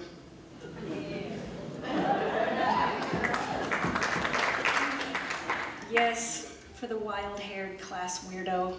It was a lot of fun and healing. I've had a lot of time to think about what I learned those years, stalking around in my stacked heels and shaking my tatas with great enthusiasm. The same tatas, may I add, that I nursed 3 children for a total of 6 years. They've come in very handy. I loved being a stripper because I'm a watcher. As much as the spectators watched us, the brilliant, beautiful, crazy-ass girls I got to know, I watched them, the men, Their pain, loneliness, desire, curiosity, repulsion, and lust, all on naked display. The stories they shared of over $10 sodas, of sexless marriages, pregnant wives, looking for wives, back-breaking labor, and soul-sucking cubicle office jobs. With just a few interested questions, a torrent of story poured out of their mouths, and I listened, wearing my silly, sexy swimsuit, sipping my soda water. And because I listened, they came back. Because really, more than the lust and sex they had come for, what they yearned for was to be heard and seen. The most intense memory I have from that time, and the thing that has left me with the most ambivalence, is this. I had a regular customer who probably weighed in at over 400 pounds. He was very well off as he owned a number of grocery stores in the area. He spoke well of his wife, who he made clear was very dear to him. He shared that because of his weight, they had not had sex in many years. What he wanted from me was to sit next to him, not touching, ever, at all, but rather to share extended eye contact. At first, this totally freaked me out. He wanted to stare for long, uninterrupted moments deeply into my eyes. This was very intimate and confusing. I had very clear black and white boundaries about being touched. Don't touch me or I'll punch you, was pretty much it. But this was something else. You see, if you look into someone's eyes for more than a few moments, you begin to fall in love. I've had the chance in encounter groups since those early wild days to understand and practice this, but in that smoky, noisy, sexually charged environment, I was free climbing. I would look deeply into this giant old man's eyes, breathe through my discomfort until I could access my curiosity, and then he and I would fly. The rest of the world would fade, and we would enter a strange land of unexplored terrain. It was so intimate and beautiful and terrifying. If you stare into someone's eyes for more than a few moments, our bodies are wired to release phenylethylamine. This organic compound creates the physical feeling of being in love. He never asked or wanted anything else from me, just these staring sessions. Did he ask too much? Did I give too much? I don't think so. I've been a warrior for love in all its mysterious ways my entire life. Give it away now.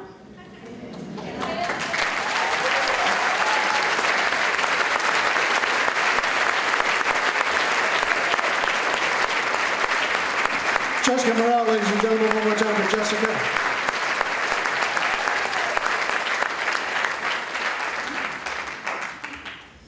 I wish it could have happened again, but it happened only once. Meeting Gene Kelly. Yeah, that would have been cool. Please explain Love is Blind. It hasn't found me yet, so it must be.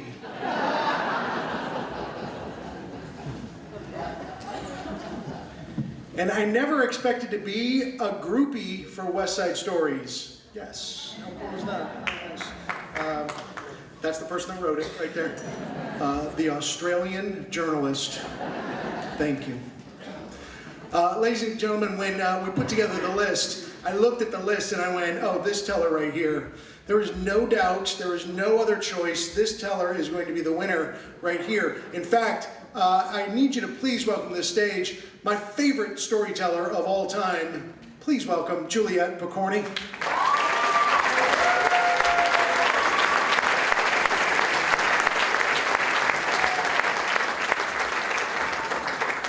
The story I'm about to tell you, I am not allowed to talk about in my family.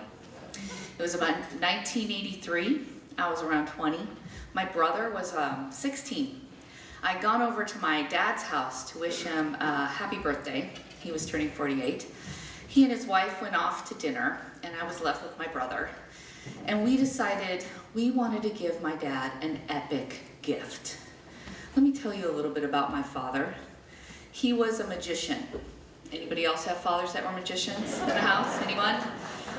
So being a magician, besides your traditional magic tricks, he loved to create magical moments. Let me give you an example. I was around 8, a few months before my birthday. I asked for a ventriloquist dummy. No judgment, I was 8, okay? And so about a week before my birthday, my mom picks me up from school and she takes me to Disneyland. I know that sounds crazy, but in the early 70s, you actually didn't need to pay an entrance fee. You could just walk around Disneyland anytime. So for a family that was sort of broke, it was a great thing to do. So she picked me up, said, let's go to Disneyland. We walked around, had an ice cream. On our way out, she says, let's stop at the magic store. My dad's a magician. So we did that all the time. So we go in.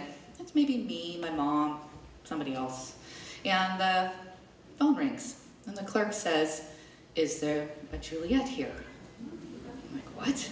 I look at my mom, she's like, Remember, this is in early 70s. Nobody has cell phones, there's no GPS tracking me, there's like no emails, like very weird. I'm like, who knows I'm here besides me and my mom? This is crazy.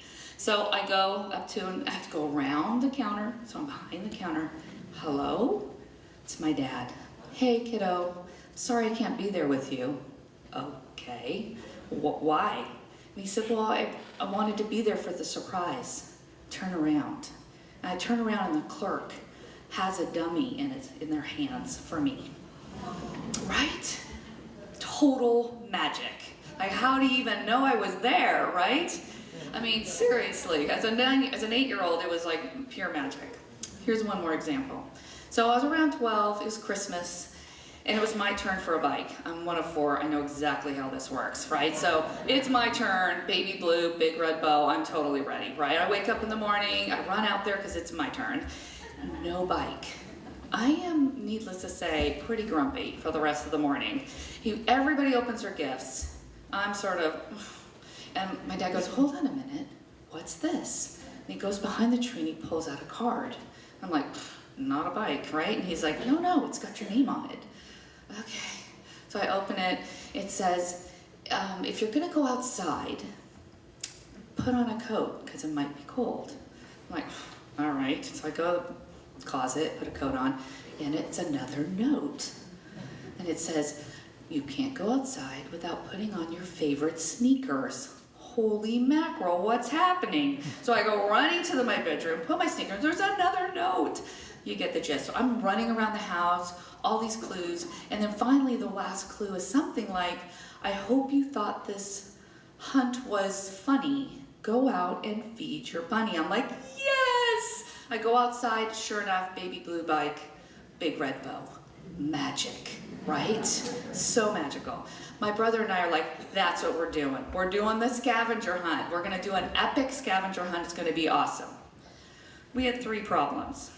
First, we had no gift, right? We have no idea what we're giving him. Second, we have no money. I'm a starving college student. He's 16, right? So we're broke, no gift. Third, we have 3 hours before they come back from dinner. But we're like totally jacked up to do this. So we start wandering around their house. We land in like her sewing room. Great, we both know how to sew. So we're like, this is brilliant. Okay, what do we do? What do we do? Like, what would he make? Okay, he's a magician. What can we do that would be really fun? We're like looking around, there's a basket full of fabric. Let's find the ugliest fabric and let's make a giant tie. So we're like, big tie to the ground, huge tie. Oh my God, he'll die laughing. That'll be so funny, right? So like we get going, we like dig in there. There's like this ugly like green and white gingham, sort of dingy looking fabric. We're like, oh, this is so ugly, this is gonna be brilliant. So we like rush around, we both set it up. I mean, it's the kind of tie, like we make it so that you literally put it around your neck and it does the whole thing so you can like make it fit. It goes all the way down to the ground, it's ginormous. And then my brother, of course, puts a monogram of my dad's first letter of his name, a W for Wayne. We're dying, we can't stop laughing. It's so funny, right? And so then we race around the house and put all these clues up. We barely sit down, sort of basking in the brilliance of our evening. And my dad and his wife come home. they kind of look a little tired. You know, it's like they went out to dinner and it's like it's the middle of the week and there's a card on the table and I was like, oh, you're still here. Okay, yeah. I'm like, well, happy birthday, you know. And we are jacked up because we've been doing this all night, right? We can hardly wait. And so he like opens the card and he's like, oh, the first clue is something like, you've just gotten home. You must be thirsty. Go get something cold to drink. Huh? The fridge, right? So he goes, opens it. The minute he sees another note, oh, he knows what's happening, right? He's like, oh, I know this. But his wife actually doesn't. So we go through about 15 clues, and then there are clues everywhere. There's on the ceilings, they're in cupboards, they're in the bathroom, they're like everywhere. And she's like, God, how many clues are there? And we're like, 48! And so my poor dad's like, you know, like, so she's like, I'm going to bed. So he keeps going around the house and we are just, every time I look at my brother, he's like giggling. He can hardly stand. We know that when my dad gets this gift, he's gonna put it on and we're all gonna die laughing because my dad was a wonderful sport. So we get to the end and the last clue is something like, I hope this hunt wasn't a damper.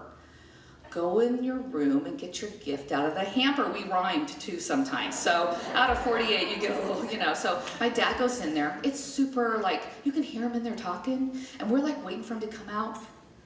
Yeah, the whole thing.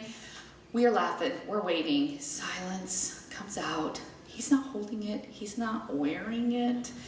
And my brother's dying laughing. He's like, right? The big tie, right? And my dad's like, yeah, that's pretty good. And I'm like, what did Aida say? What did your wife say? And he goes, she didn't love it. And I'm like, right. He goes, well, you know that basket of fabric he pulled? That was actually tablecloths.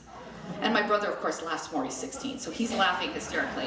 And I'm like, geez, I'm so sorry, but you know, that tablecloth was so ugly. Like, let me buy you, I'll buy her a new one, because that one was gross. And my dad's like, yeah, it's not gonna really work. Because that was a gift from her great aunt from the old country. We had made a joke tie out of like a vintage heirloom gift. We were never allowed to speak of this again. But as time went by, when we would have dinner with him and his wife would leave the room and my brother and I would say to my dad, put it on as a table runner. Thank you.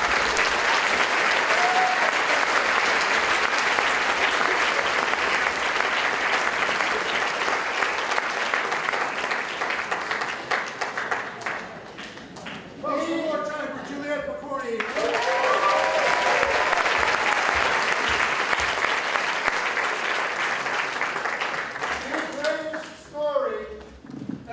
Told. Who the hell are Right you? here before you, about to unfold. Hey, you know what? No, you have to stop. They heard the great voice. Hey, sir, From deep in please their heart. stop.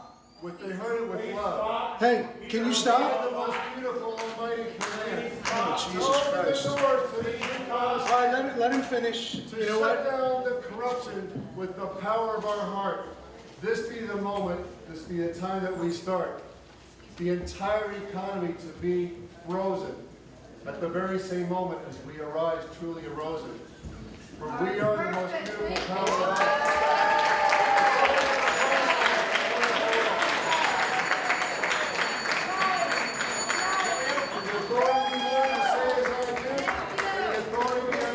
Please go away.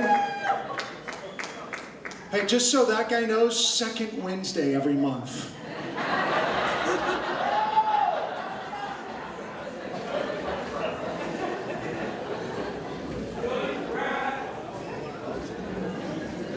What the fuck was that? We had such a great night, and then all of a sudden, that. You know what? Here's the thing. This is what happens at a live show. You don't get shit like that if you sit at home in front of your TV. So thanks for coming out and supporting live entertainment.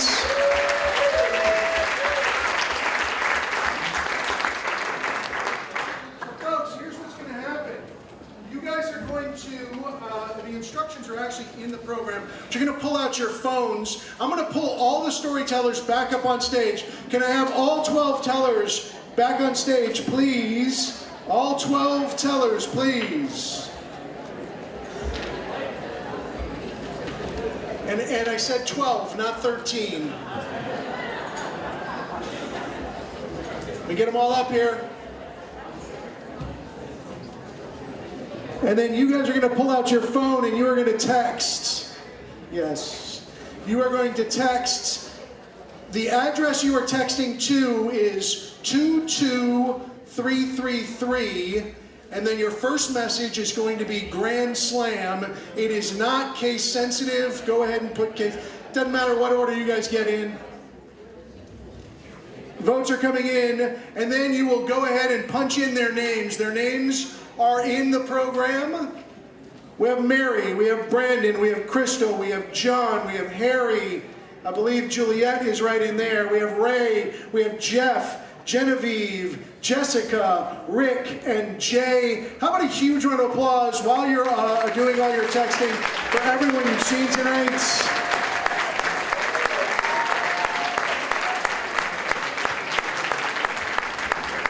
And we have votes coming in. Votes coming in all over the place. We just have to hang until they all come in, folks. I'm hoping that you guys all had a good time tonight. Everybody have a good time? Excellent. All right, folks, they're still coming in, and I have, wow, it's neck and neck, folks, I gotta tell you. Very close. All right, votes are still coming, so we're not all done. Everybody gets one vote only, one vote only.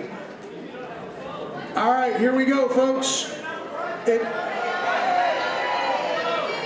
Okay, it's in your program, but again, I will tell you, the number to text to is 22333. First message is going to be Grand Slam, and your second message will actually be the name of the teller that you're choosing. Grand Slam is all one word, folks. The names once again, here we go. I'll start at that end. That is Jay. Put up your hand, Jay. There you go. We have Rick right next to Jay. I believe I see Jessica down there. There you go. Genevieve is right there. We have Jeff. That is Ray right there. And Juliet is right there. Harry is here. I can't see. That is John right there. Crystal is right here. Brandon is here. And right next to Brandon is Mary.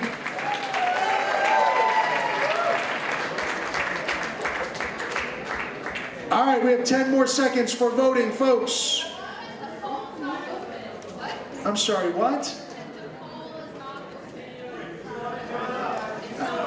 It's not locked. There are votes coming in.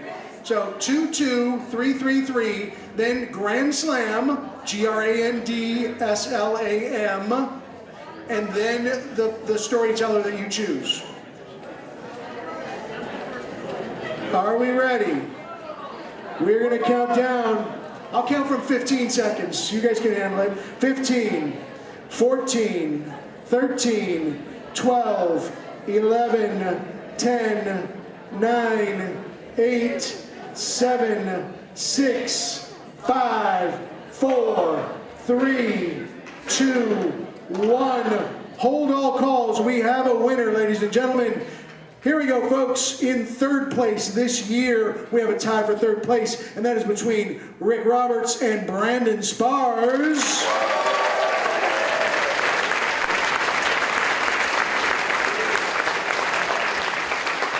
Second place this year, ladies and gentlemen, goes to Ray Engen, is in second place.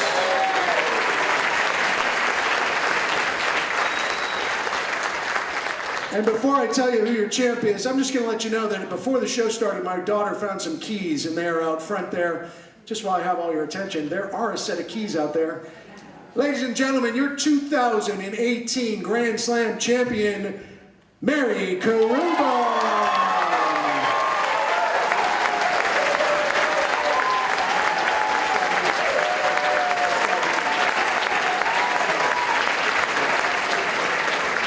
Thank you, folks. You guys have been fantastic. We greatly appreciate you. We will see you in January over at Sonoma Portworks. Thanks again, ladies and gentlemen. Good night.